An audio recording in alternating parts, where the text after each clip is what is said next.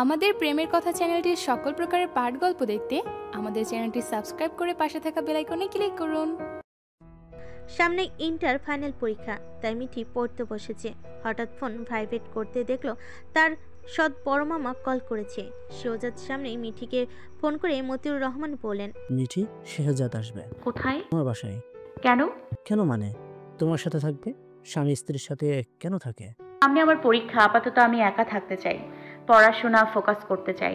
ফাজলামি করো মেয়ে। এগে উঠলেন মতিউর রহমান।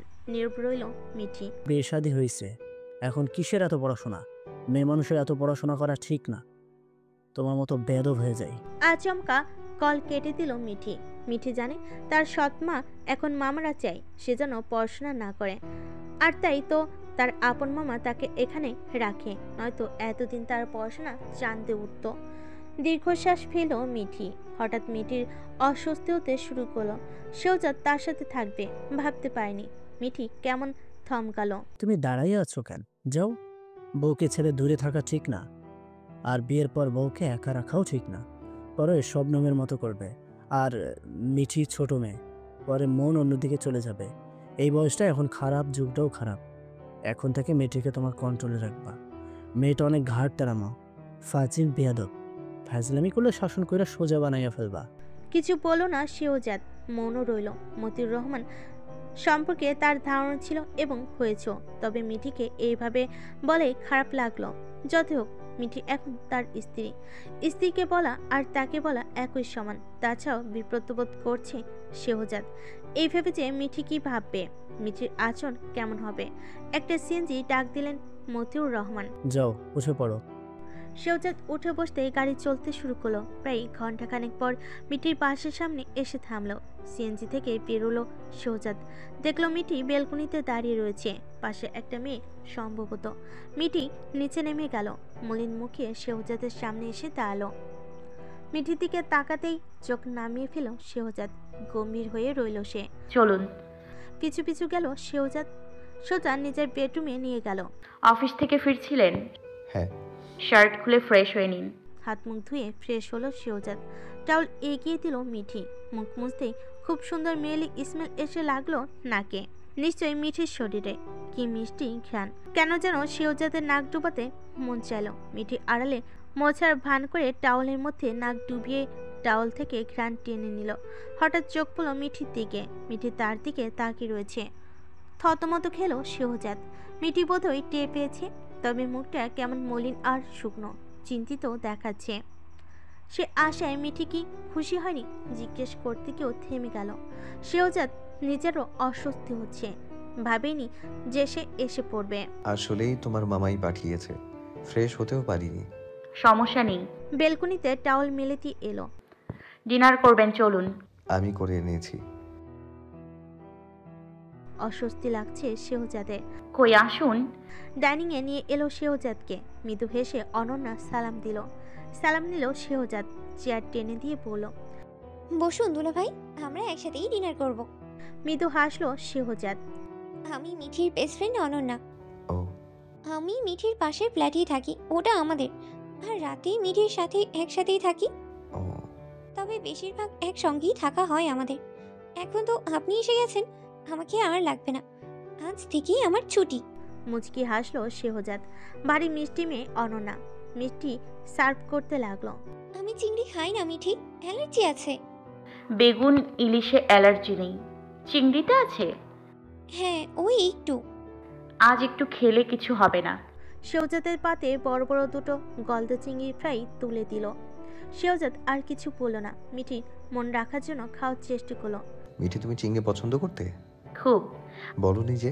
আপনি সেদিন বাজার করার সময় কিনেছেন তো, যা ফ্রাই করলেন, নিজে না খেয়ে সব আমাকেই খাওয়ালেন। মৃদু হাসলো শেহজাদ। অনন্যা তাকিয়ে রইল শেহজাদের মুখের দিকে। পরক্ষণেই অবাক হয়ে ভাবল, এত তলে তলে সংসার করছে দেখছি, পছন্দের চিংড়িও খাইয়েছে। বাপরে কি প্রেম! নিজেকে সামলে বলল। আপনাদের নাকি লাভ ম্যারেজ দুলা ভাই? ঠোঁট চেপে ধরল মিঠি। কে বলেছে? আর কি আপনার সুন্দরী বউটা? লাজুক হাসলো মিঠি। হ্যাঁ, মিঠি বলেছিল, কিন্তু বিশ্বাসই করিনি, তাই আপনাকেই জিজ্ঞেস করলাম। ভালো করেছো। মিঠি আজ কি বলেছে জানেন দুলা ভাই? কি বলেছে? চোখ পাকালো মিঠি। শেহজাদের দৃষ্টি এড়ায়নি তা। আরে বলতে দে না।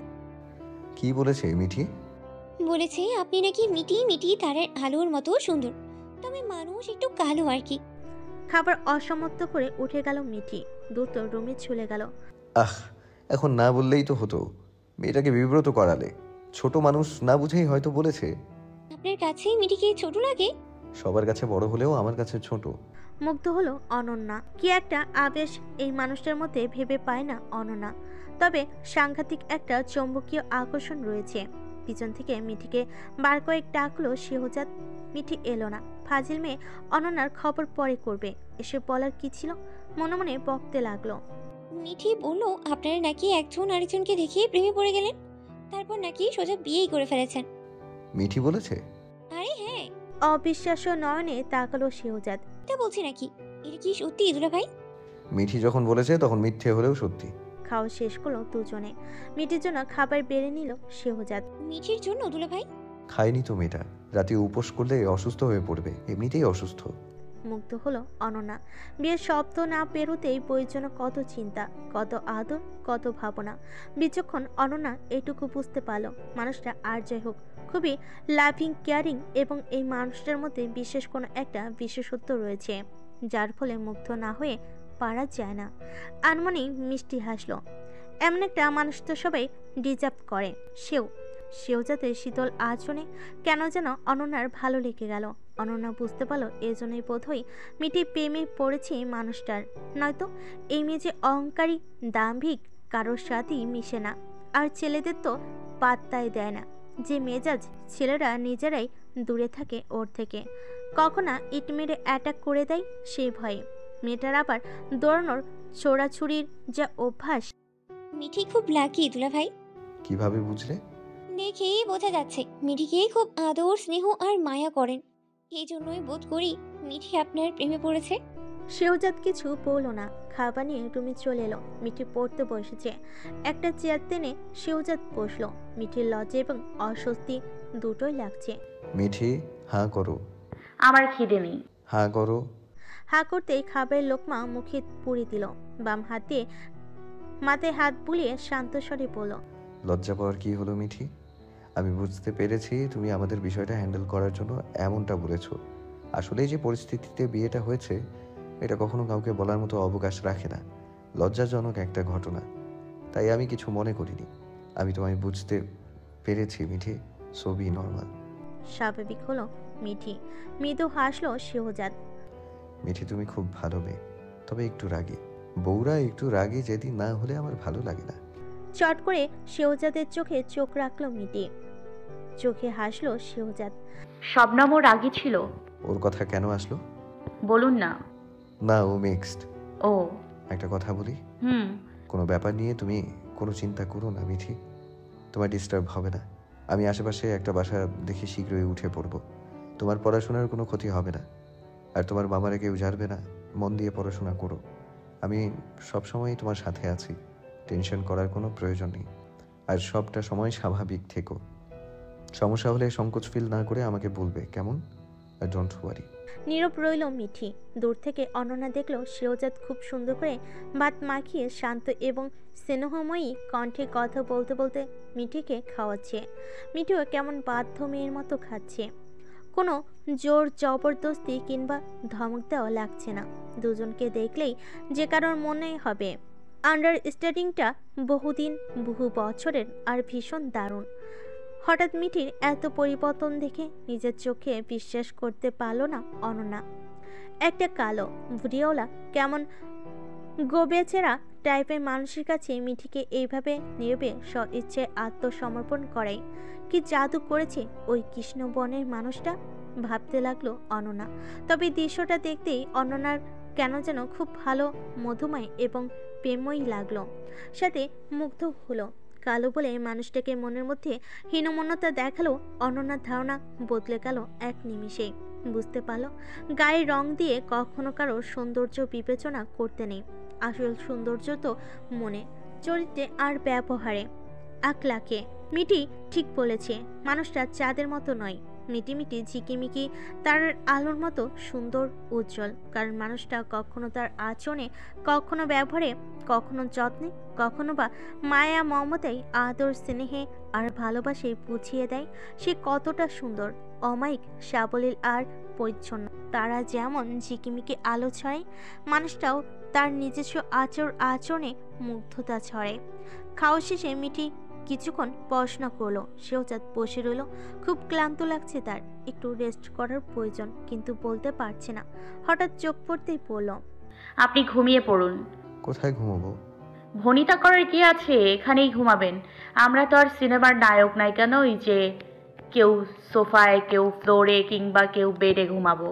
তোমার সমস্যা? হবে না, আপনি ঘুমান, আমি একটু পরে ঘুমাবো, অনেক পড়া জমেছে। জানা ছেড়ে গুছিয়ে বালিশ ঠিক করে দিল। ঘুমান। Thank you. শেহজাদ শুয়ে পড়ল। মিঠি আরও কিছুক্ষণ পড়াশোনা করলো।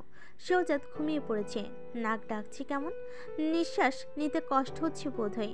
নিচের বালিশটা আস্তে করে শেহজাদের মাথার নিচে দিল। নড়ে চড়ে ঘুমিয়ে গেল শেহজাদ। মিঠি উঠে দাঁড়ালো, পাশের রুম থেকে একটা বালিশ নিয়ে এলো। সপ্তাহে 4 দিন তার বাবা এখানে এসে থাকে, তাই এই বাসায় 2টো খাট আছে। অনন্যা খেয়ে দিয়ে তাদের ফ্ল্যাটে চলে গেছে। শেহজাদের পাশে শুয়ে পড়লো। কিছুক্ষণ তাকিয়ে রইল মানুষটার দিকে। অজান্তেই চোখ দুটো টইটম্বুর হয়ে উঠল। মনের গভীরে জমে থাকা দুঃখ চুপিসারে কেঁদে উঠল রাতের নির্জনে। শেহজাদকে মানতে পারছে না সে, কিছুতেই না।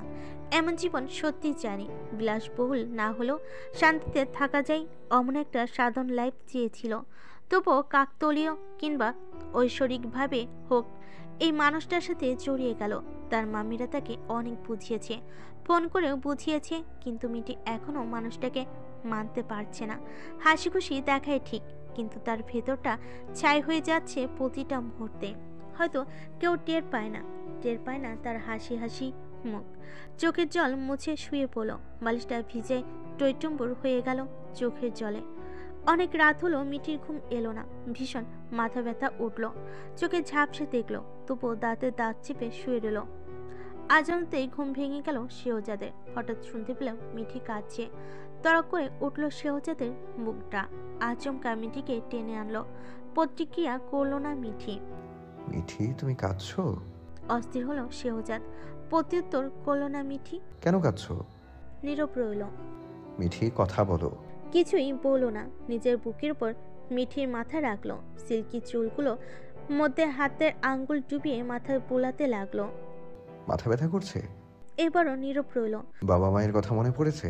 কোনো পত্রিকায় করলো না, বরং হিচকি উঠল এক পর্যায়ে। নরম গলায় বলল, আমি জানি তুমি আমাকে পছন্দ করছো না, এটা স্বাভাবিক। আমি মন খারাপ করি না। আমি কালো, বয়স্ক, ডিভোর্সি, অনেক সমস্যা আমার মধ্যে। আমি জানি তুমি বেটার কাউকে ডিজার্ভ করো, বলতে দ্বিধা নেই। এত কাহিনী, এত নাটকীয়তা করে আমার জীবনে কেন এলেন? অন্য কারোর জীবনে যেতে পারলেন না? কেন যেন খুব খারাপ লাগলো শেহজাদের। আচ্ছা, সে যদি সুন্দর হতো তাহলে মিঠি কি কখনো এমন কথা বলতে পারতো? গায়ের রঙই আসল, তার মানে মন কিছুই না। আর সে তো ইচ্ছে করে ডিভোর্সই হয়নি, সে তো ইচ্ছে করে কালো হয়ে জন্ম নেয়নি। প্রিয় মানুষটার সমস্যা জানার পরও লুকিয়ে রেখেছিল তার সাথে আজীবন সংসার করবে বলে। অথচ সে লুকানো কথায় আজ কাল হয়ে দাঁড়িয়েছে তার। শবনমকে সে সত্যি ভালোবাসে এবং ভালোবেসেছিল মন প্রাণ উজাড় করে। এখন তাকে ভোলার চেষ্টা করছে মিঠিকে আঁকড়ে ধরে, কিন্তু মিঠিও তাকে এলোমেলো করে দিবে বোধহয়। চুপ করে 2 ফোঁটা অশ্রু গড়িয়ে পড়ল। তোমার সাথে অন্যায় হয়েছে মিঠি, প্লিজ ফরগিভ মি। আমার জীবন থেকে চলে যান। আপনার জন্য আমার সুন্দর জীবনটা এলোমেলো হয়ে গেছে। আমার সব আনন্দ, হাসি খুশি আপনি কেড়ে নিলেন। আমার সব স্বপ্ন আপনি তছনছ করে দিয়েছেন। শ্বাস আটকে এলো শেহজাদে। টুপ টুপ করে জল গড়িয়ে পড়তে লাগলো চোখের কোণ বেয়ে। সত্যি বলেছে মিঠি। এত দেরি করে কেন এলেন শেহজাদ? জানি না। কেন? তুমি কেন দেরি করে এলে? জানি না। তো আমি কিভাবে জানবো? জীবনের ছোট্ট একটা ভুল সমস্ত কিছু ওলটপালট করে দিল। কেন আমি বাবার বাসায় বেড়াতে গেলাম, আর কেন মায়ের সাথে জিদ করে ছাদে গেলাম? আমিও কেন ওই বেঈমান মানুষটাকে স্মরণ করে বৃষ্টি বিলাস করতে গেলাম? তাহলে তোমার সাথে না হতো দেখা, আর না নিত জীবন বদলে যাওয়ার নতুন বিষাক্ত মোড়ের সূচনা। আমি আপনাকে ঘৃণা করি শেহজাদ, চরম ঘৃণা। আমার বুকে মাথা রেখে চট করে উঠে বসলো মিঠি। তার ছিল হাসলো শেহজাদ। হ্যাঁ, সৎ সাহস থাকতে হয়। তাহলে মাথা তুলে ফেললে কেন? আবার রাখো। রাখবো না। আচ্ছা, তাহলে কম্প্রোমাইজ করে আজীবন থেকে গিয়ে সৎ সাহসের পরিচয় দাও। শেহজাদকে হতভম্ব করে আচমকা গলা চেপে ধরল মিঠি। প্রতিক্রিয়া করলো না শেহজাদ, কারণ পূর্ব থেকে মিঠি অ্যাগ্রেসিভ আচরণ করছে। অনেক মেয়েকে তার ইচ্ছের বিরুদ্ধে বিয়ে করতে হয় এবং অনেক ছেলেকে তার প্রিয় মানুষ হারাতে হয় শুধুমাত্র ফ্যামিলির দিকে তাকিয়ে। আর এটাই এই জগৎ সংসারের নিয়ম। মানিয়ে নাও, ভালোবাসবো তোমায়, অনেক মায়া করব, অনেক অনেক ভালোবাসবো, শবনমের চাইতেও বেশি ভালোবাসবো, মায়া করব। আর যদি না থাকো তাহলে এখনই বিদায় নাও আমার জীবন থেকে। মায়া বাড়িয়ে আমাকে কষ্ট দিও না, ভেঙে চুরে ভঙ্গুরে আমিকে আর এলোমেলো করে দিও না। এমনিতে আমি এলোমেলো হয়ে আছি, আর করো না প্লিজ। আমি ক্লান্ত, এই নাটক দেখতে দেখতে আমি সত্যিই ক্লান্ত। একটু স্বস্তি দাও, আর না হয় এখনই মুক্তি দাও। এখন জোর করতে ইচ্ছে করে না, জোর করতে করতে আমি বড্ড ক্লান্ত। ভাগ্যে যদি থাকো তবে আমারই হবে, কপালে যদি না থাকো চলে যাবে। যাবো তো, আপনাকে মুক্তি দিয়ে দিব, যাবার কথাই ছিল। আফসোস নেই, থাকবেও না। তুমি হারিয়ে যাবে সেটা আমি জানতাম। দিন শেষে সূর্যটাও বুঝিয়ে দেয় যে সময় ফুরালে সবাইকেই হারিয়ে যেতে হয়। শুধু তাই নয়, আমি আমার জন্য কান্না করা মানুষটাকেও হারিয়ে যেতে দেখেছি। সেখানে 2 দিনের তুমি তো কিছুই না। আফসোস করবেন, খুব আফসোস করবেন। শবনমের জন্য 1 সপ্তাহ শোক পালন করেছেন, আমার জন্য আজীবন করবেন, আর সেই ব্যবস্থাই করব। অনেক মায়া লাগাবো, ক্ষত বিক্ষত করে দিব আপনাকে একদম। চুপ করে শেহজাদের চোখ থেকে জল গড়িয়ে পড়ল। কেমন একদম বন্ধকর পরিস্থিতি সৃষ্টি হলো। মায়া হলো না মিঠির। এবার বুকের উপর উঠে আরো জোরে গলা চেপে ধরল। এমন আফসোস করবেন যে ভুলতে পারবেন না আমাকে, একদম না। আমি ভুলতে দিব না আপনাকে, তবুও ভুলতে দিব না, একদমই না। আমি মিঠি, শবনম নই। শ্বাস আটকে রইল শেহজাদ। প্রতিশোধ পরায়ণ হয়ে উঠেছ কেন? ঘৃণা করি আপনাকে।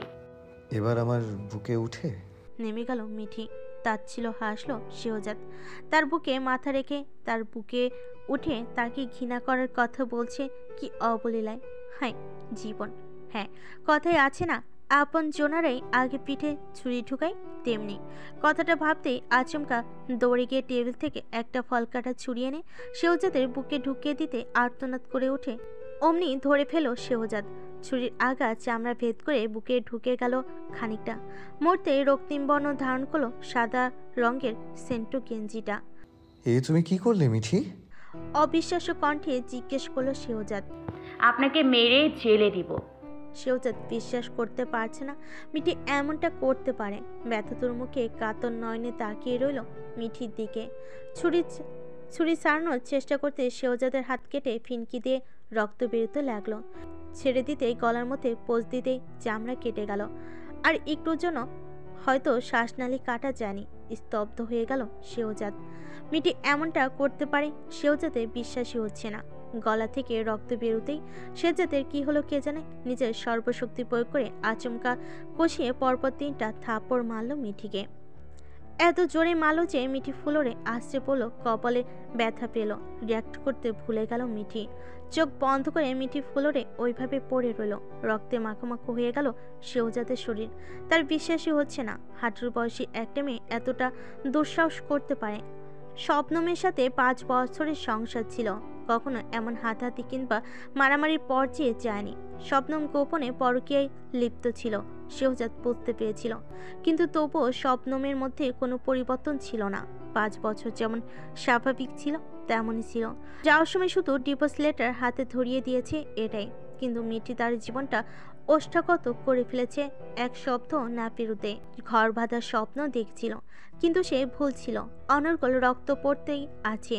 শেহজাদ উঠে ড্রেসিং টেবিলের মধ্যে স্যাভলন কটন আর গজ দেখতে পেল। সেটা দিয়ে রক্ত বন্ধ করার চেষ্টা করলো, নিজেকে ধাতস্থ করলো। হুঁশ ফিরতেই মিঠির দিকে তাকালো।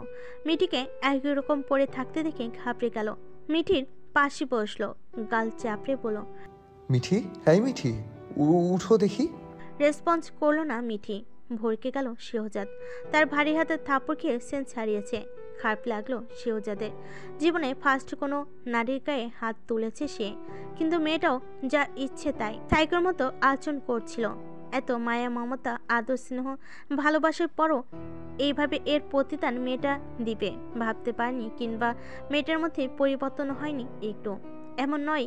এমন তো নয় ছোট, যে মেয়ে স্বামীর আদর, শখ, ভালোবাসা সব বুঝে, সে কিভাবে ছোট হয়?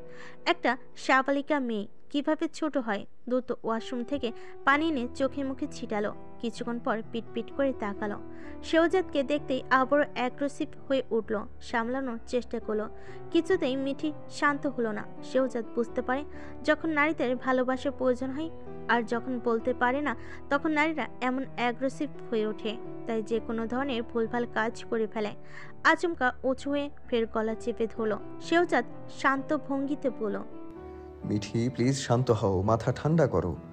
আপনি আমার গায়ে হাত তুলেছেন? তুমি খুব অ্যাগ্রেসিভ হয়ে উঠেছো, মাথা ঠিক ছিল না। I am so sorry. কিসের সরি? তুমি যা করেছো তা জল্লাদও করতে ভয় পাবে। তোমাকে জল্লাদ বললেও জল্লাদের অসম্মান হবে। কি করেছো আমাকে দেখো। আরো জোরে গলা চেপে ধরল। আচমকা পা জকুলে তুলে বেডে শোয়ালো। ততক্ষণে চারিদিকে ভোরের আলো ফুটে গেছে। কিছুতেই মিঠি শান্ত হচ্ছে না। উপায়ন্তর না পেয়ে শেহজাদ বুকের সাথে মিশিয়ে নিল। কানের পাশে মুখ নিয়ে বলল, সরি। এবার শান্ত হও মিঠি, ভেরি সরি। কিন্তু কে শোনে কার কথা? এবার কথা না শুনলে সত্যি আরো 10টা থাপ্পড় মেরে পটল তুলিয়ে পাঠিয়ে দেবো উপরে। চেনো আমাকে, ফাজিল মেয়ে? সবসময় চুপ করে থাকি বলে ভেবো না সারা জীবন চুপ করে থাকবো। আমি ভালোর ভালো, খারাপের খারাপ। অনেক সহ্য করেছি তোমাকে, নেহাতেই ছোট বলে বলে। আমাকে মানুষ বলে মনে হয় না তোমার? ডিসগাস্টিং। আমার একটাই সমস্যা, আমাকে কেউ আঘাত করলে উল্টো আঘাত আমি করতে পারি না, কারণ নিজের বিবেকের কাছে দায়বদ্ধ আমি। আমার বিবেক আমার কাছে অনেক দামি। আর বারবার তুমি সেই দুর্বলতাটারই সুযোগ নিচ্ছ। কত সহ্য করা যায়? সব কিছুর একটা লিমিট আছে। লেবু বেশি চটকালে যেমন তেতো হয়, তেমনি ধৈর্যের ক্রস করলেও মানুষ অমানুষে রূপান্তরিত হয়। আর সেখানে তো আমি সাধারণ এক মানুষ। ফনা তোলা সাপের মতো ফোঁস করছে মিঠি। মেয়েটা সাংঘাতিক একটা ছাইকো। অদ্ভুত আচরণ। নিজেকে সামলে নিল শেহজাদ। মাথা ঠান্ডা করলো, নিজের বুকের সাথে মিশিয়ে নিয়ে কপালে চুমু খেলো। আস্তে করে বলল, মিঠি কাছে আসবে, আদর নেবে? শেহজাদের বুকের উপর শুয়ে রইল মিঠি। দু চোখ বন্ধ, তবে চোখের কোণ বেয়ে তপ্ত জল গড়িয়ে পড়ছে। রক্তত্ব বুকটা চোখের জলে ভেসে নোনা পানি ছোঁয়ায় জ্বলছে। তা পরোয়া না করে বরং মিঠে সিল্কি ঝরঝরে চুলগুলোর ভাঁজে আঙ্গুল ডুবিয়ে চালনা করতে লাগলো শেহজাদ। মলিন গলায় বলল, জানো মিঠি, স্বামী হচ্ছে এমন একজন মানুষ যার সাথে রক্তের সম্পর্ক না থাকলেও তার প্রাধান্য ইসলামে জন্মদাতা বাবারও আগে। একমাত্র তিনি এমন একজন মানুষ যার কাছে সবকিছু শেয়ার করা যায়, যার কাছে কোনো গোপনীয়তার প্রয়োজন নেই। সর্বপ্রথম স্বামী স্ত্রীর সম্পর্ক এসেছে, তারপর বাকি সব। স্বামী যতটা আপন, আবার স্বামী স্ত্রীর সম্পর্ক ঠিক ততটাই নাজুক। ঠুনকো, রাগী হোক কিংবা হাসি ঠাট্টায়। 3 তালাকে সম্পর্কের শেষ। মরতেই হালাল থেকে হারামে পরিণত হয়ে যায়। অথচ রক্তের সম্পর্কে যত যাই হোক, কখনো সম্পর্ক হারাম হয় না। সম্পর্কের আগে এক্স শব্দটা যোগ হয় না। বাবা খারাপ হোক কিংবা মা, সারা জীবন বাবা মাই থাকে, পর হয়ে যায় না। পর হয় শুধু স্বামী স্ত্রীর সম্পর্ক। এই মহৎ সম্পর্কের যত্ন নিতে হয় সবচেয়ে বেশি। একটু ভুলে রাগের মাথায় যেন সম্পর্ক শেষ না হয়ে যায়। সম্পর্কের যত্ন নিতে হয়। যাকে ছাড়া ভালো থাকতে পারা যায় না, তাকে রাগের মাথায় পর করে দিতে নেই। রাগ চলে গেলে, স্বামী কিংবা স্ত্রী একবার হারাম হয়ে গেলে সহজে তাকে হালাল করা সম্ভব নয়।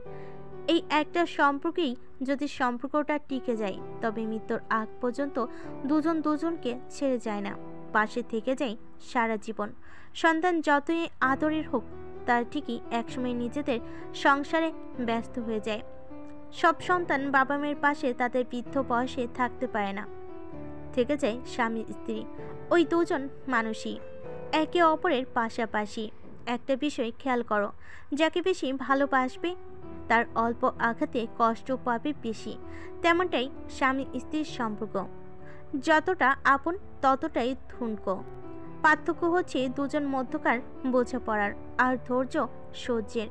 এগুলোই যাদের বেশি তাদের সম্পর্ক ততটাই মজবুত, কম হলেও ভেঙে যায়। আফসোস। আরও একটা কিছু কথা কি জানো? আকাশের চাঁদ তো কেবল একটাই হয়, যে রাতের অমানিসার অন্ধকারকে দূর করার জন্য যথেষ্ট। তেমনিভাবে একটা পুরুষের জীবনে একটি চক্ষু শীতলকারী নারী অর্থাৎ একজন স্ত্রী যথেষ্ট।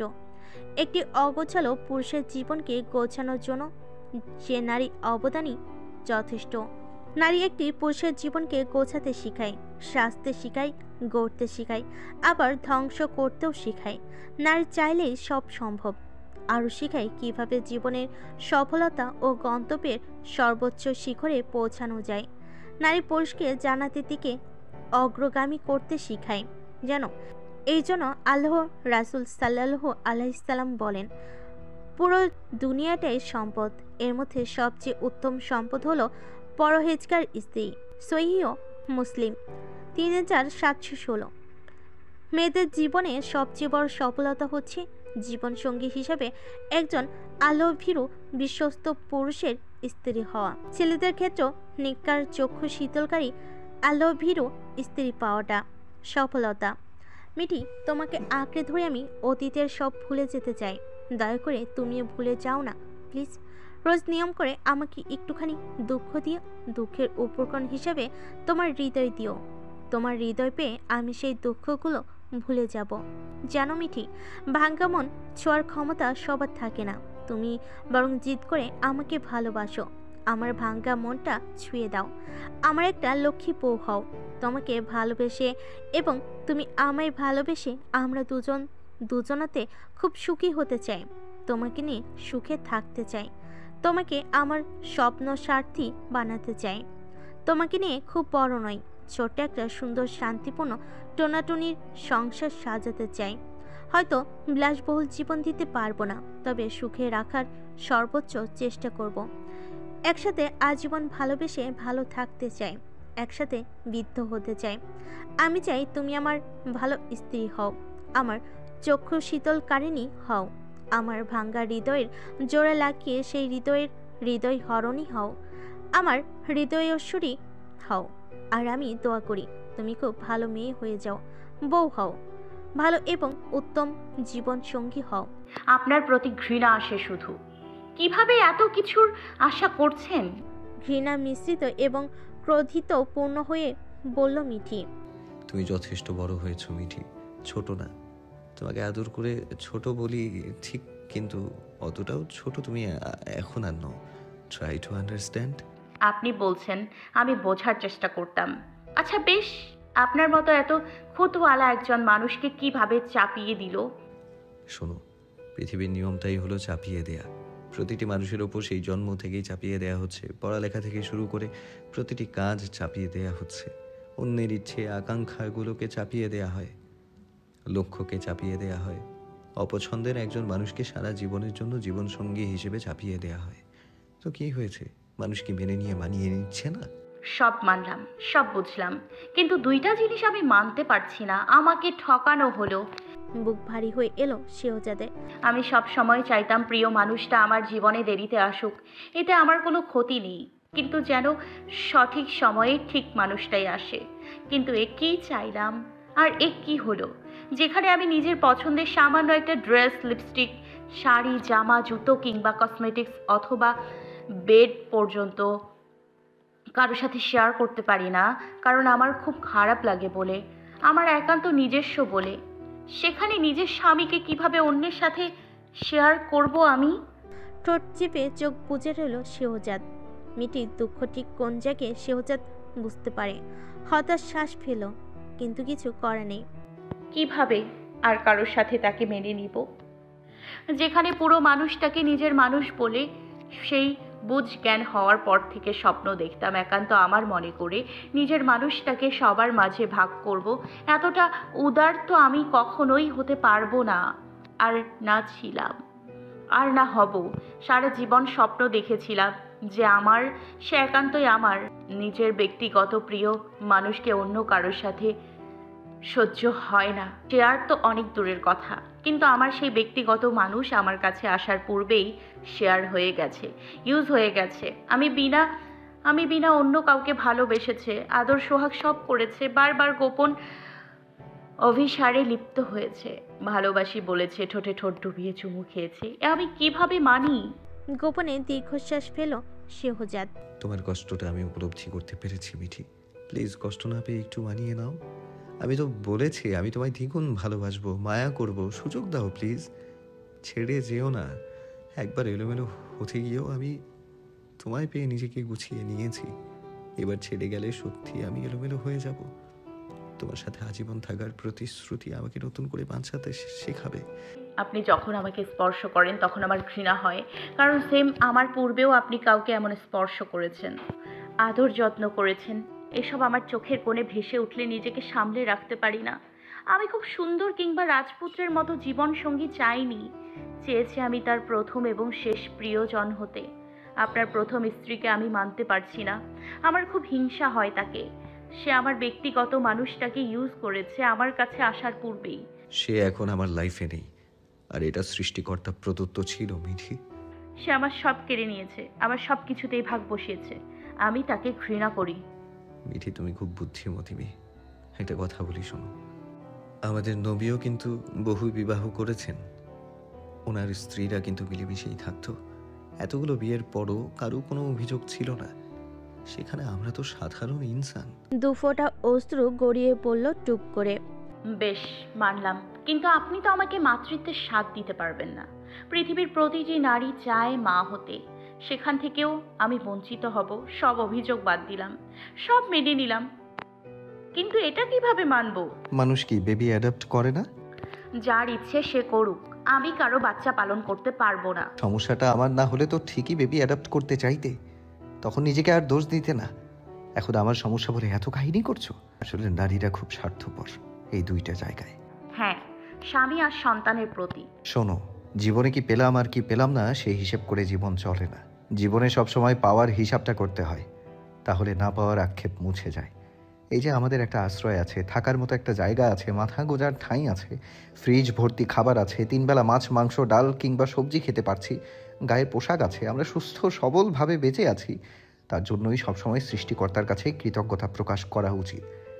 এটা নেই সেটা নেই, এটা পাইনি ওটা পাইনি, আরও কত অভিযোগ, কত আফসোস। অথচ একবার পাওয়ার হিসাবটা করে দেখো, দেখবে তুমি না চাইতেও সৃষ্টিকর্তা তোমাকে কত কিছু দিয়েছে, অন্যদের চেয়ে তোমাকে কত ভালো অবস্থানে রেখেছে। বিলাসবহুল লাইফ লিড করছো, অর্থাৎ নিজের যা আছে তা নিয়েই সন্তুষ্ট থাকতে শেখো। না পাওয়ার আক্ষেপ ছেড়ে দিয়ে যা পেয়েছো তা নিয়েই আনন্দ করে বাঁচতে শেখো। জীবনটা তো খুব ছোট মিঠি, তাই এত কিছু না ভেবে, এত চিন্তা না করে জীবনটাকে উপভোগ করো। জীবনের ছোট ছোট খুশির মুহূর্তগুলোকে মূল্য দাও, সময়গুলোকে গুরুত্ব দাও। দেখবে জীবন আসলেই সুন্দর, মনোরম। আর শোনো, জীবন মানুষকে কখনো কখনো এমন জায়গায় নিয়েই দাঁড় করাবে আর বুঝাবে তুমি এটাও সহ্য করতে পারবে। পরিস্থিতিতে পড়লে মানুষ সবই পারতেই হয়। তোমার পরিবার আমাকে সেদিন এত অপমান, অপদস্থ, অসম্মান, অবহেলা, শুধু তাই নয়, তোমার জন্য আমাকে চারিত্রিক মিথ্যে অপবাদ দিয়েছে। এত কিছু করার পরেও আমি তোমার মতো অ্যাগ্রেসিভ হয়ে উঠিনি, তোমার সাথে খারাপ আচরণ করিনি। কিন্তু তুমি আমায় এই পর্যন্ত কি করেছো না করেছো সব জানো। আমার শরীরের এমন কোনো অঙ্গ বাকি নেই তুমি দাগ না লাগিয়েছো। অসম্মান তো তোমার মামা থেকে শুরু করে তুমি পর্যন্ত করেছো, ইভেন করছো। অভিযোগ অনুযোগ ছাড়াই নীরবে সব মাথা পেতে নিয়েছি। জোর করে 30 লাখ টাকা দেনমোহর করিয়েছে, এটা আমার সাধ্যের বাইরে, তাও মেনে নিয়েছি। তারপরও তোমার সাথে কোনো ব্যাপারে রাগ দেখাচ্ছি না। অথচ এখানে আমার রাগ দেখানোর কথা, কারণ তোমার পরিবার আমার সম্মানহানি করেছে, আর তুমি মানসিক এবং শারীরিক টর্চার করছো। শোনো, রাগ অভিমান সেটা সবারই হয়, অশ্রু সবারই ঝরে, কান্না পেলে সবাই কাঁদে, হৃদয়ে ক্ষত সবার হয়, বিশ্বাসে আঘাত সবারই লাগে। মানুষ তো আর পাথর নয়। সে বললে তো অনেক কথা, তাই বলবো আমি যেমন তোমার এবং তোমার মুখের দিকে তাকিয়ে সব হজম করেছি, তেমনি তুমিও সব হজম করে মানিয়ে নাও। মেনে নিতে কষ্ট হলেও মেনে নাও, এবং নিতে হবে তোমায়, ঠিক আমার মতো। আর কিছু করার নেই। একসময় ঘুমিয়ে পড়ল মিঠি। বেশ কিছুক্ষণ বুকে রেখে ঠিক করে শুয়ে উঠে গেল শেহজাদ। দ্রুত শাওন নিল। তার সারা শরীর জ্বলে অঙ্গার হয়ে যাচ্ছে। কি ডাকাত মেয়ে! একটুও বুক কাঁপল না। এমন জঘন্য কাজ করতে? কখন না জানি খুন করে দেয়। এই মেয়ের বিশ্বাস নেই, এর দ্বারা সব সম্ভব। দ্রুত নামাজ ছেড়ে মিঠির মঙ্গল কামনা করে দোয়া করলো যাতে মেয়েটার সুমতি হয়। হঠাৎ কলিং বেল বেজে উঠল। মিঠির কাঁচা ঘুম ভেঙে গেল। দেখলে শেহজাদ দাঁড়িয়ে আছে। কিছু না বলে উঠে নিজেই ডোর খুলতে বুয়া এসে ঢুকলো। ঘর ঝাড়ু দিয়ে নাস্তা বানাতে বলে মিঠির শাওয়ার নিতে চলে গেল। মিঠির রুম ঝাড়ু দিতে এসে শেহজাদকে দেখলো বুয়া, তবে কেমন যেন লাগলো। দ্রুত কাজ ছেড়ে কিচেনে চলে গেল। ততক্ষণে শাওয়ার নিয়ে মিঠি বেরোই। ভেজা চুলগুলো না মুছে হাতে পায়ে ক্রিম লোশন মাখতে লাগলো। ভেজা চুলগুলো মুছো, ঠান্ডা লাগবে। গুরুত্ব দিল না মিঠি। টাওয়াল নিয়ে শেহজাদ নিজেই চুলগুলো মুছতে লাগলো। বারণ করলো না মিঠি, সরিয়েও দিল না। হঠাৎ বাসায় ঢুকলো অনন্যা। ডোর ভিড়ানোই ছিল। মিঠির রুমে উকি দিতে দেখলো শেহজাদ চুল মুছে দিচ্ছে। অনন্যা হা করে তাকিয়ে রইল। অনন্যাকে দেখতে বিব্রত বোধ করলো শেহজাদ। রুম থেকে বেরিয়ে যায় মিঠি। শেহজাদ ওয়াশরুমে হাত ধুতে গিয়ে দেখলো ফ্লোরে জামা কাপড় ফেলে রেখেছে মিঠি, ধোয়নি। সে নিজেই সাবান মেখে কাপড় চোপড় ধুতে লাগলো। মিঠি এইদিকে আসতেই দেখলো শেহজাদ ওয়াশরুমে তার কাপড় চোপড় ধুচ্ছে। আপনি ধুচ্ছেন কেন? ফেলে রেখেছো কেন? রহিমা খালা ধুয়ে দেবে, রাখুন। নিজেরটা নিজেরই ধোয়া উচিত। কথা বাড়ালো না মিঠি। অনন্যা এদিকে আসতে দেখলো শেহজাদ বেলকুনির দড়িতে মিঠির জামা কাপড় মেলে দিচ্ছে। মিঠির অন্তবাস নিজের টি শার্টের নিচে শুকাতে দিয়েছে। মনে মনে বলেই ফেলল, কি ভালোবাসা! তোর জামা কাপড় ধুয়েছে? হ্যাঁ। কি কপাল রে তোর মিঠি। চল টেবিলে যাই। শোন, আমি বুয়ার সাহায্যে বাসা থেকে শ্যামাই, পায়েস, জর্দা, কেক আর পুডিং করে এনেছি। কেন? নতুন দুলাভাইয়ের জন্য। ও। হঠাৎ মুখটা মলিন হয়ে গেল মিঠির। অনন্যা কত কিছু করে এনেছে, আর সে কি করেছে? কিছুই না, বরং সারা রাতভর মানুষটার সাথে মারপিট করেছে। ঠোঁট কামড়ে ধরল। রহিমা খালা নাস্তা বানিয়ে সব টেবিলে সাজিয়ে দিলেন। শেহজাদ একটি টি শার্ট পরে রেডি হলো। কোথায় আছেন? যুদ্ধ করতে। যান, কিন্তু কোনো মেয়ের দিকে তাকানোর প্রয়োজন নেই। যুদ্ধ শেষ হলে তাড়াতাড়ি ফিরে আসবেন। বেরিয়ে গেল শেহজাদ। ফার্মেসিতে গিয়ে ওষুধ কিনল। কিছুক্ষণ পর ফিরে এলো। দুলাভাই কোথায় গেলেন? একটু বাইরে প্রয়োজন ছিল। আচমকা শেহজাদের হাত ধরে বলল, ও আসুন, ব্রেকফাস্ট করবেন, আপনার জন্যই ওয়েট করছি। অনন্যা এইভাবে হাত ধরে শেহজাদের কেমন অস্বস্তি হলো। ব্যাপারটা মিঠির চোখে পড়ল। শেহজাদ বসতে চট করে অনন্যা শেহজাদের পাশের চেয়ারে বসে পড়ল। গম্ভীর হলো শেহজাদ। বিচক্ষণ মানুষ সে। অনন্যার মতিগতি ঠিক সুবিধার বলে মনে হচ্ছে না। স্থির রইল। অনন্যা বাসা থেকে আনা পায়েস, সেমাই, জর্দা, পুডিং এক এক করে সব শেহজাদকে সার্ভ করতে লাগলো। মিঠি কেমন লেগে উঠল। তার থেকেও শেহজাদের প্রতি অনন্যার আগ্রহ বেশি বলে মনে হচ্ছে। কিন্তু বলতে নিয়েও মিঠি চুপ হয়ে যায়। অনন্যা তার বেস্ট ফ্রেন্ড, কিন্তু অনন্যার একটু বেশি আদিক্ষেতা মিঠির ভালো লাগলো না। দুলাভাই প্লিজ ট্রাই করুন। সকালবেলা এইসব কেন? হাত কষলে লাজুক মুখে অনন্যা বলল, আমি ফার্স্ট করেছি দুলাভাই, প্লিজ জাস্ট করে দেখুন। অনন্যার এই লাজুক হাসিটা ভালো লাগলো না মিঠির। ঠোঁট চেপে রাখলো। মিঠিকে লক্ষ্য করলো শেহজাদ। এ মেয়েটা সাংঘাতিক হিংসুক। কাল রাতে যে কি করেছে শবনমের জন্য, আজ অনন্যার জন্য কি হয় আল্লাহ জানে। আজ আবার কোন টর্নেডো শুরু হয়। কি ভাবছেন দুলাভাই? আরে ট্রাই করুন না প্লিজ। মাইন্ড করো না অনন্যা, আমি সকালে ফ্রুট স্যালাড না হয় ভেজিটেবল স্যালাড আর একটা রুটি খাই, এর বেশি কিছু না। কারণ আমার হেলথ বেড়ে গেছে, তাই ডায়েট কন্ট্রোল করছি। একদিন খেলে কিচ্ছু হবে না দুলাভাই, না খেলে সত্যি মন খারাপ করব। মিঠি বলল, বসে আছেন কেন? খান। আপনার শ্যালিকা কত কষ্ট করে করেছে এসব। বেচারি বোধহয় রাতে ঘুমোতে পারিনি এসব করার টেনশনে। শেহজাদের বলতে ইচ্ছে করলো, মনে মনে বলল, অনন্যার টেনশনে ঘুম হয়নি, আর তোমার ঘুম হয়নি আমাকে খুন করার জন্য। বিচিত্র মানুষ। শেহজাদ সব আইটেম থেকে এক চামচ করে ট্রাই করলো। অনন্যা খুশি হয়ে গেল। অনন্যার খুশিতে মিঠির কেমন বুকটা ধুকপুক করতে লাগলো। দুলাভাই আপনি খান, আমি আপনার জন্যই ফ্রুট স্যালাড করে নিয়ে আসছি। কিচেনে চলে গেল অনন্যা। এই বাড়াবাড়ি সহ্য হলো না মিঠির। শেহজাদ বুঝতে পারলো ভেতরে ভেতরে মিঠি ফেটে যাচ্ছে, কিন্তু প্রকাশ করছে না। তবে বোমটা যখন তখন ফাটার সম্ভাবনা প্রবল। খাচ্ছ না যে? বসে রইলে কেন? খাচ্ছি। কি চিন্তা করছো? কিছু না। কোনোরকম ফ্রুট সালাদ করে আনলো অনন্যা। নিন দুলাভাই, ট্রাই করুন। ভনিতা করলো না শেহজাদ। সে বেশ স্বাভাবিক হয়েই ফ্রুট সালাদ খেতে লাগলো। তার ছোট্ট বউটাও একটু জলুক, বেশি বার বেড়েছিল রাতে। কেমন হয়েছে দুলাভাই? দারুণ। লেবু আর বিট লবণ দিয়েছো? হ্যাঁ, দুটোই দিয়েছি। দাঁড়িয়ে কেন, বসো।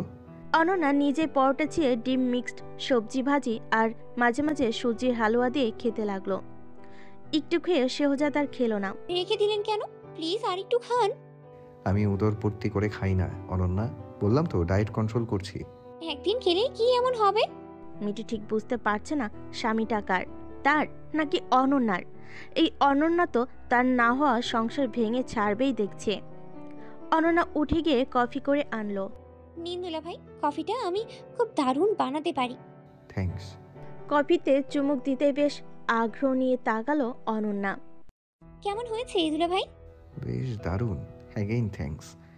অনন্যা ভীষণ খুশি হলো। শেহজাদ বুঝতে পারলো যে অনন্যা মিঠির মতো এমন ম্যাচিউরড হয়নি, অল্প বয়সের আবেগ, তাই এমন করছে। অনুভূতি জন্মাবার পূর্বেই তাকে এখান থেকে চলে যেতে হবে।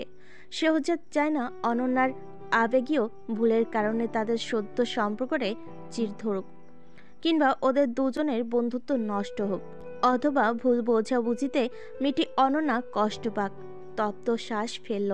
মিঠি, তোর মন খারাপ? না। তোর মুখ ভার কেন? কই না তো। মিথ্যা বলিস না। তোদের শালি দুলাভাইয়ের তামাশা দেখছি, দারুণ আন্ডারস্ট্যান্ডিং। ও আচ্ছা, খুব ভাগ্য করে এমন দুলাভাই পেয়েছিস অনন্যা। ঠিক বলেছিস মিঠি, কিন্তু তোর চোখ মুখ ফোলা কেন? কেঁদেছিস? আরে না, রাতে ঘুমোতে পারিনি। কেন? তোর জানে জিগার দুলাভাই এক ফোঁটাও ঘুমোতে দেয়নি। কেন? তুই বুঝিস না? আচমকা কফি নাকি মুখে উঠল শেহজাদের। কাশতে লাগলো সমানে। মিটি উঠে এসে পিঠ চাপড়ে বলল। আস্তে ধীরে খান, মন কোথায় রেখেছেন? কিছু বলতে পারল না শেহজাদ। পূর্বের কথা দ্বারা মিটি ঠিক কি বোঝাতে চাইল, মানে সে সারা রোমাঞ্চ করেছে তাই ঘুমাতে পারেনি। লজ্জায় কৃষ্ণবনের মুখটা কিছুটা লাল হয়ে গেল। অথচ কে বলবে এই শীতল মেজাজে থাকা মেয়েটা কাল সারা রাত মারপিট খুন খারাপি করার চেষ্টা করেছিল। শেহজাদ তো জীবনও ভুলবে না দুর্দর্শ এই ভয়ঙ্কর রাতের কথা। আমার খাওয়া হয়েছে, আমি উঠি কেমন? তোমরা গল্প করো। আরে না, বসুন দুলাভাই, আমাদের সাথেই গল্প করুন। বাধ্য হয়ে শেহজাদ বসলো। মিঠি, তোর লাক খুব ভালো। দুলাভাইয়ের মতো এমন রোমান্টিক একটা মানুষ পেয়েছিস। আসলেই এই কালা চান, কালা মানিক, ব্ল্যাক ডায়মন্ড ভীষণ রোম্যান্টিক। সিরিয়াস মোমেন্টেও ওনার খুব প্রেম প্রেম পায়, আদর করতে মন চায়। পড়তে বসলেও দেখিস না ওনার ভালোবাসা উতলে ওঠে সমুদ্রের ফেনিলের মতো। সারা জীবনের ভালোবাসা জমিয়ে রেখেছে তো, তাই একদিনই সব দেওয়ার চেষ্টা করছে। কান গরম হয়ে গেল শেহজাদের। এসব কথা বলা কি খুব জরুরি? তবে যাই হোক, মিটি বোধহয় অনন্যাকে জেলাস ফিল করানোর জন্যই এমন করছে, কিন্তু তাকে যে অপমান করছে না, এটাই অনেক। আচমকা অনন্যার চোখ পড়ল শেহজাদের হাতে গলায়। দুলাভাই, আপনার হাতে গলায় কি হয়েছে? কাটা গেছে মনে হচ্ছে, রাতে তো দেখিনি। বিব্রত বোধ করল শেহজাদ। আর বলিস না অনন্যা, কাল বাসায় ফল কাটতে গিয়ে নাকি আমাকে মিস করেছিল, আর তখনই অসতর্কতা বশত হাত কেটে ফেলেছে। ভাবা যায় এগুলো? মানে ঠিক কতটা রোম্যান্টিক হলে একজন মানুষ তার সদ্য বিয়ে হওয়া বউকে মিস করে হাত কেটে ফেলে। ঠিক বলেছিস। এজন্যই রাতে চলে এসেছে আমার কাছে। কিন্তু গলায় কি হয়েছে? সারা রাত ঘুমোতে দেয়নি, তাই রিভেন্স হিসেবে বুকে আর গলায় লাভ বাইট দিয়েছি। কান দিয়ে ধোয়া বেরোতে লাগলো শেহজাদের। ভীষণ সাংঘাতিক এই মেয়ে। কে বলবে রাতে এই মেয়েটাই অগ্নিমূর্তির রূপ ধারণ করে তাকে খুন করতে নিয়েছিল দুবার। এখন কতটা শীতল মেজাজে স্বাভাবিক রয়েছে, তাকে দেখে মনে হয় না এমন কিছু হয়েছে। মিঠি, তুই কবে থেকে ঠোঁট কাটা হয়েছিস বলতো? ওনার সাথে বিয়ে হওয়ার পর থেকে। ও জানিস, উনি আমাকে খুব সুন্দর করে একটা নাম দিয়েছে। আগ্রহী হলো অনন্যা। কি নাম? Sunetra. Wow, very fantastic. Hmm, আমার চোখগুলো নাকি খুব সুন্দর। আমি নাকি উত্তম নেত্রের অধিকারী। আমার চোখগুলো নাকি জীবন্ত, কথা বলে। আর এই সুনেত্রা নামটাই নাকি যায় আমার সাথে। তোর দুলাভাই বলল, আরও বলল, আমার চোখ দেখে নাকি ওনার সর্বনাশ হয়ে গেছে। আমাকে জিজ্ঞেস করলো আমি আয়না দেখি কিভাবে। শ্বাস আটকে রইল শেহজাদ। মানে তাদের ওইসব গোপন বিষয়গুলো বলার কি খুব প্রয়োজন? স্বামী কি তার স্ত্রীকে কোনো ভালো নাম দিতে পারে না? এদিকে অনন্যা তো আরও সিরিয়াস হয়ে পড়েছে। দুইটা মেয়ে ইম্যাচুরড। ভালো লাগলো না শেহজাদের। এই অনন্যা না আবার আবেগের বশবর্তী হয়ে ভুল কিছু করে ফেলে। মিঠি, এবার চুপ করো না। চুপ করার কি আছে? আপনি তো আমায় এই নামটা দিয়েছিলেন, মনে নেই? হ্যাঁ দিয়েছিলাম, বাট তুমি অপব্যবহার করছো। কিরে দুলাভাই, মনে হয় রেগে গেল। লজ্জা পেয়েছে কালাচানটা। অনন্যা হেসে উঠল। রুমের দিকে গেল মিঠি। দেখল শার্ট প্যান্ট আর কোট পরে সাহেবের মতো রেডি হয়েছে শেহজাদ। দেখতে মন্দ লাগছে না। কালো হলে কি হয়েছে, স্মার্টও আছে। একটা গাম্ভীর্য, গভীর এবং ভারিক্কি ভাব আছে চোখে মুখে, চেহারায় এবং ব্যক্তিত্বে। মানুষটাকে মাঝে মাঝে মিটির প্রিয় সিঙ্গার অরিজিৎ সিং এর মতো লাগে। হিমুর নীল জ্যোৎস্নায় হুমায়ুন আহমেদ কি বলেছিলেন জানেন? কি? মুজিব কোট বঙ্গবন্ধুকেই মানায়। এই কোট বেটে এবং মোটারা পরলে তাদের লাগে পেঙ্গুইন পাখির মতো। এটা মুজিব কোট না। যাই হোক, আপনাকে এখন পেঙ্গুইনের মতোই লাগছে। খিলখিল করে হেসে ফেল মিটি। তাকে হাসতে দেখে শেহজাদও হেসে ফেল। মিটি কিছু জিজ্ঞেস করতে নিবে, তার পূর্বে শেহজাদ নিজেকে সামলে নিয়ে হঠাৎ বলে ফেল, অনন্যাকে এইসব বলার কি প্রয়োজন ছিল? ইচ্ছে হয়েছিল তাই। শোনো, সম্পর্ক এমন একটা জিনিস যা যে কোনো সময় নষ্ট হয়ে যেতে পারে। আজ যে তোমার আত্মার, কাল সে তোমার জন্য কাল হয়ে দাঁড়াতে পারে। কারণ অনেক সময় রক্তের সম্পর্কেও ফাটল ধরে। তাই তুমি ভালো থাকো কিংবা মন্দ কোনো অবস্থার কথা যাকে তাকে বলতে যেও না, বলবে না। কারণ মানুষ তোমার ভালো থাকায় বদনজর দিতে পারে কিংবা দিবে, আর মন্দ থাকার সুযোগ নিয়ে ফায়দা উঠাবে। আজ যে তোমার ব্যথা নিরাময়ের মলম, কাল তা তোমার পুরাতন ঘা নতুন করে সংক্রমণের কারণও হতে পারে। বর্তমান প্রেক্ষাপটে কিছুই অসম্ভব নয়। মানুষ বদলাতে কতক্ষণ, মানুষ হারাতে কতক্ষণ? এই দুইটি প্রশ্নের উত্তর তুমি কখনো পাবে না। কেন জানো? কারণ তোমার সাথে চলতে চলতে হুট করেই একটা মানুষ বদলাবে, হারিয়ে যাবে, কিন্তু তুমি বুঝতেও পারবে না। একা আসছো পৃথিবীতে, একাই যাবে, এবং এটাই চিরন্তন সত্য। তাই জীবনের প্রতিটি ধাপে বি কেয়ারফুল। চুপ করে রইল মিঠি। শেহজাদ অবশ্য খারাপ বলেনি। মলিন গলায় জিজ্ঞেস করলো, কোথায় যাচ্ছেন? বাসায় খুঁজতে। এখানে কি হয়েছে? সবকিছু বলার প্রয়োজন মনে করছি না। গরম দেখাচ্ছেন আমাকে? মোটেও না। তাহলে বাসা কেন লাগবে? এই বাসায় কি হয়েছে? তোমার সামনে এইচএসসি পরীক্ষা। আমার কারণে তোমার পড়াশোনায় ব্যাঘাত সৃষ্টি হতে পারে, ইভেন হচ্ছেও। সো আমি চাইছি না এখানে থাকতে। আর তোমার মামার কথা ধরে এখানে আসাটা মোটেও উচিত হয়নি আমার। আমার নিজেকে আত্মসম্মানহীন এবং ব্যক্তিত্বহীন বলে মনে হচ্ছে। আর আমার জন্যই কাল রাতে তুমি অ্যাগ্রেসিভ হয়ে উঠেছিলে। শোনো, সবাই বিয়ে হয়েছে আমাদের।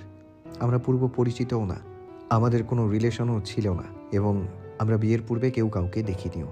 তাই তোমাকে মানিয়ে নেওয়ার সময় দেওয়া প্রয়োজন। আপাতত তুমি পড়াশোনায় মন দাও, ফোকাস করো। আমি বাসা দেখে ওখান থেকেই বাসায় ফিরে যাব। আরেকটা কথা, এইচএসসি পরীক্ষার আগে কি পরিমাণ কষ্ট সহ্য করতে হয় সেটা একমাত্র স্টুডেন্টসরাই জানে। তবে এই কষ্ট এখানে শেষ হয়ে গেলেই হয়তো ভালো হতো। তারপর শুরু হয় রেজাল্টের জন্য অপেক্ষা, কষ্ট। এটা শেষ হতে না হতেই শুরু হয় অ্যাডমিশনের টেনশন। সো আমি বলবো তুমি মন দিয়ে পড়াশোনা করো, প্রিপারেশন নাও। ও, এখানে থাকলে শবনমের সাথে যোগাযোগ করতে সমস্যা হবে, তাই না? ফাও কথা বলবে না, আর কথায় কথায় ওকে আমাদের মধ্যকার বিষয়ে টেনে আনবে না। শবনম আমার পাস্ট, তার সাথে আমার কোনো সম্পর্ক নেই।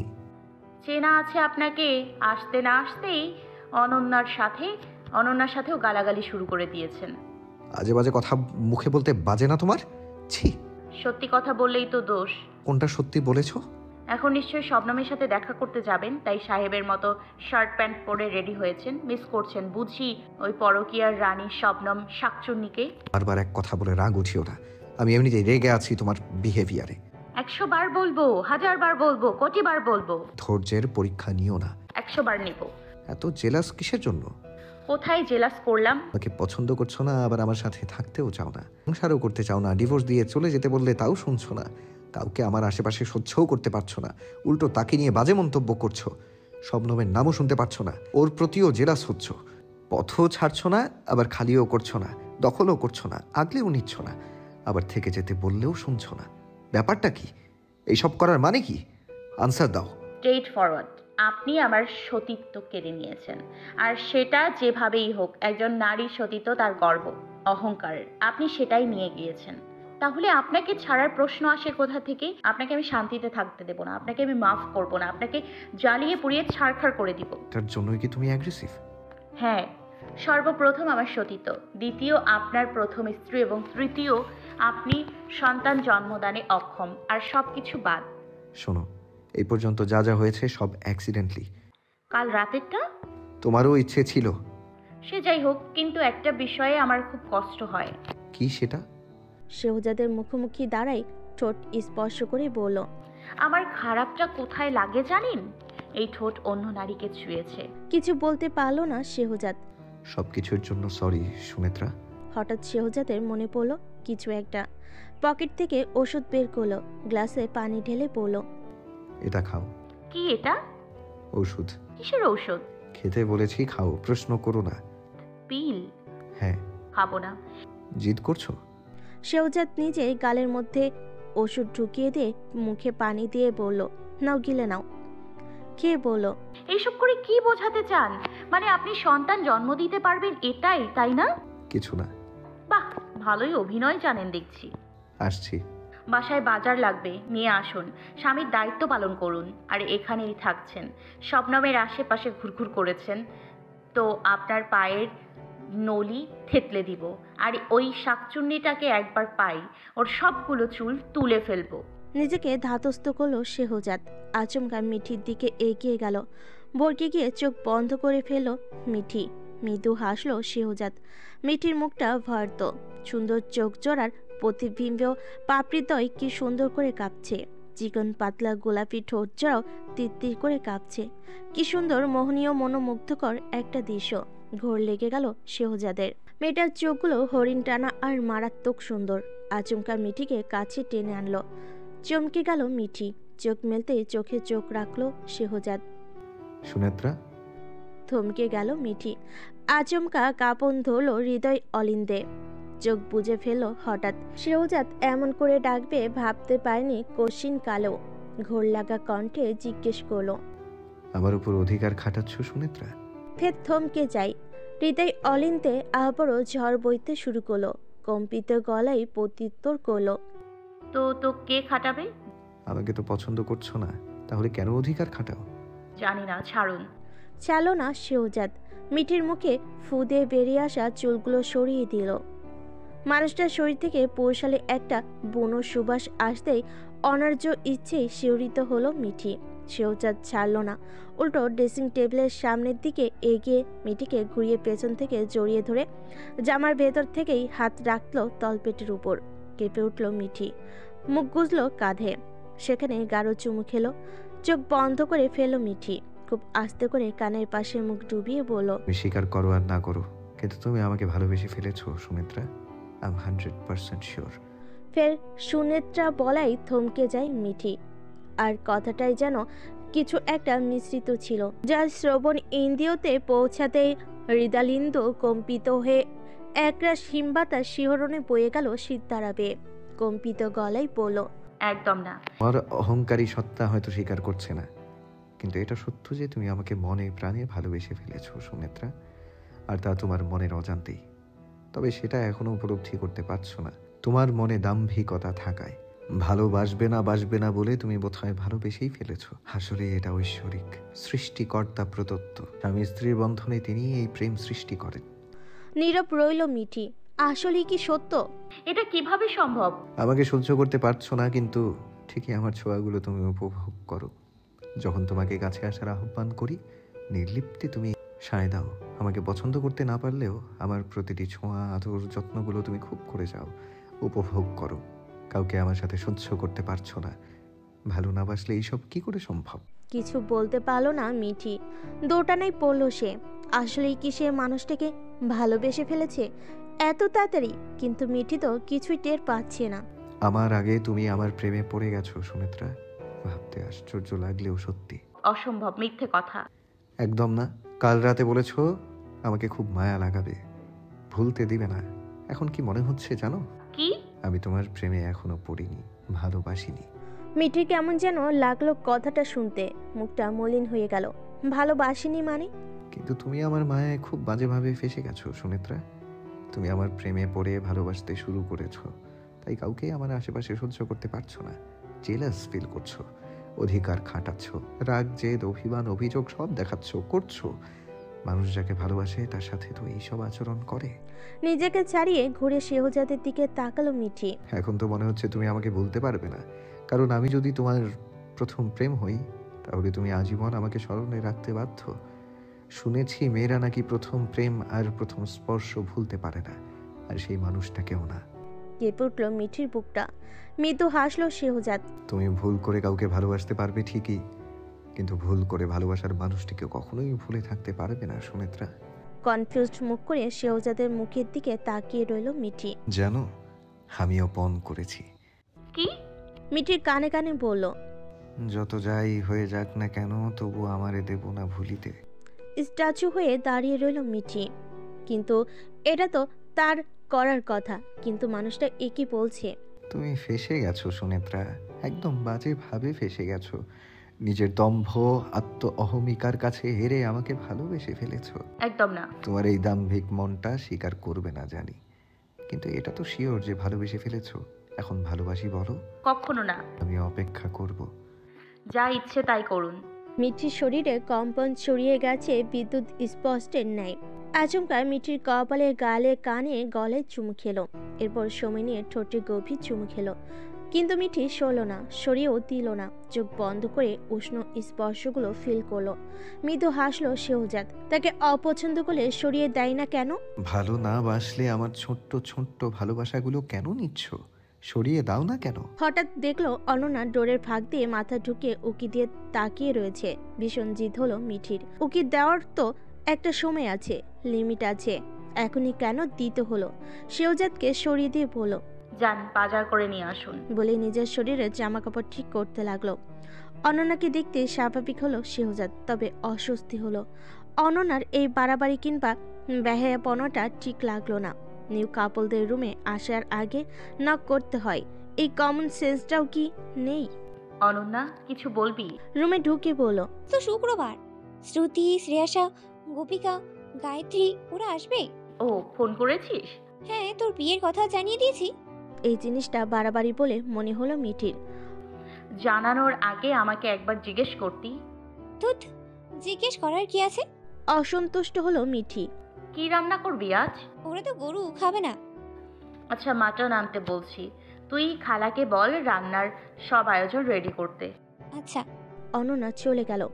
শেহজাদ মিঠির এই রোমান্টিক দৃশ্যটা অনন্যার মনে আলোড়ন সৃষ্টি করলো। মিঠি, আমার মনে হচ্ছে এখানে থাকাটা আমার ঠিক নয়। কেন? তা তুমি জানো। সমস্যা নেই, আপনি আমার সাথেই থাকবেন। বাসা ভাড়া করলে মাসে মাসে অনেক টাকা দিতে হবে। তার চেয়ে আমার সাথে থাকুন। বাসা ভাড়ায় যা খরচা করবেন সেই টাকায় না হয় আমরা এখানে টোনাটুনির সংসার পাতাবো, কেমন? মৃদু হাসলো শেহজাদ। কত কিছু বুঝে মেয়েটা, অথচ সে বেকারই ছোট বলে। তবে তোমার বাসায় থাকতে আমার নিজেকে ছোট লাগছে এবং লাগবেও। আপনার বাসায় থাকতে তো আমার ছোট লাগে না। সেটা ভিন্ন কথা। স্বামীর বাসায় অবশ্যই স্ত্রী থাকবে, সেটা শোভনীয়, কিন্তু স্ত্রীর বাসায় স্বামীর থাকাটা অশোভনীয়। এই বাসাটা আব্বু কিনেছেন আমার জন্য, কারণ মতিঝিল থেকে উত্তরা আসতে খুব দেরি হয়ে যায় কলেজে। মেট্রো রেল তো চালু হয়েছে কিছুদিন পূর্বে, তার আগে থেকেই আমি এখানে থাকি। আর আসা যাওয়া, তারপর জ্যামে পড়লে তো হয়েছেই। আর আমি মেয়ে মানুষ, একা আসা যাওয়াটা রিস্কের, খুবই রিস্কের। এছাড়া আব্বু একটি বেসরকারি ব্যাংকের ম্যানেজার, এই বয়সে এসেও জব করছেন আমার দিকে তাকিয়ে। বাড়ি ভাড়া আব্বুকে দেয় না মামারা, জোর করেই ভোগ করেন ওনারা, তাই জব করতে হয়।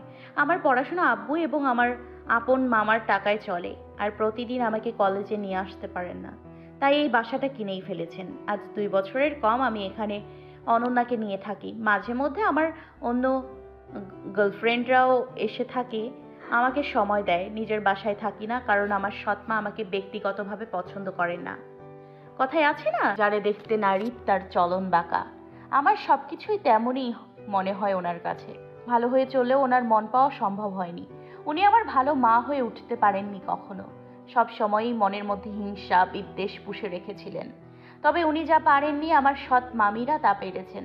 ওনারা আমায় নিজের মেয়ের মতো আদর করেন। আমার মায়ের বাসায় থাকে, খাওয়ায় দায়, রাজত্ব করে, প্রতি মাসে লাখ লাখ টাকার ভাড়া তুলে নিজের ভাইয়েরা খায়, আর সেই আমাকেই সহ্য করতে পারেন না তিনি। আমার মাকেও সহ্য করতে পারেন না। উনি সারাক্ষণ আমার পেছনে লেগেই থাকেন। এত এত দোষ উনি ধরতে পারেন, সে আর নাই বা বললাম। ওই যে প্রথমেই তো একটা প্রবাদ বলে দিলাম। আর ওনার জন্য বাসায় আমার পড়াশোনা হয় না বললেই হয়। আর আমার সৎমা মামারা চায় না আমি যেন পড়াশোনা করি। বেশি পড়াশোনা করলে হয়তো এই বাড়ি সম্পত্তি সব কিছু বুঝে যাব। তাই এমন নয় যে আমি বোকা, আমি সব কিছু বুঝি, তবে চুপ থাকি। এছাড়াও বাসায় থাকতে উনি হয়তো আমার পেছনে লাগবেন, নয়তো কোনো বুয়ার পেছনে, না হয় বাসার হেল্পিং হ্যান্ডকে বকাবকি কিংবা মারধর করবেন, অথবা অহেতুক কারণ দেখিয়ে বাসার কেয়ারটেকার, ড্রাইভার আর হয় বাসার যে কোনো ভাড়াটিয়ার সাথে লাগবেন। যদি তা না পায় তো মামিদের দোষ খুঁজে ওনাদের পেছনে লাগবেন। 3 মামির সাথে উনি খুব দাপট দেখায়, মিল নেই বললেই হয়। সেখানে তো আমি আবার ওনার সতীনের মেয়ে, আর আব্বুর সাথে তো প্রতিদিন ঝগড়া লাগবেই, মাস্ট। ওখানে আমার পড়াশোনা হয়ই না বললেই হয়। ঠিক মতো ঘুমোতেই পারি না। সকালবেলা ঘুম থেকে উঠেই ঠুস ঠাস আওয়াজ শুরু করে। হেল্পিং হ্যান্ডকে শিখিয়ে দেবে সোফাগুলো জোরে জোরে শলার ঝাড়ু দিয়ে ঝাড়তে, তো মেয়েটাও বাধ্য হয়ে ঠাস ঠাস করে ঝাড়বে। এইসব শব্দ আমার মস্তিষ্কে ঢুকে যায়। এরপর ব্লেন্ডার চালু করবে, উচ্চ স্বরে টিভি ছেড়ে দেবে, শিলপাটায় বুয়াকে দিয়ে ওটা সেটা বাটাবে, চেয়ার টেবিল টেনে এক একবার এক এক দেবে নেবে ছাড়িয়ে রাখার নাম করে। মানে শব্দ করতে তিনি ভীষণ পছন্দ করেন। আর হাঁড়ি পাতিলের ওপর অত্যাচার তো আছেই। এসব উনি বেশি করে সকালবেলায় কিংবা একটু ঘুমালে আর বেশি করে পড়তে বসলে, সেই সব আর বললাম না। তবে তিনি একবার এক একজনের পেছনে পড়বে আর চিৎকার চেঁচামেচি করতেই থাকবে। সেজন্যই ক্লাস 6 থেকে আমি ভিকারুন্নিসা নুন স্কুলে পড়তাম। ওখানের হোস্টেলে উঠেছিলাম সেই ছোট্ট বয়সে। আমার আপন মামাই হোস্টেলে রাখতেন আমার সৎ মায়ের ওইসব কর্মকাণ্ডে অতিষ্ঠ হয়ে। সেই ছোট্ট কাল থেকেই আমি মাকে পেলাম না। বাবা থাকতেও বাবার স্নেহ মমতা পেয়েছি, তবে খুব কম।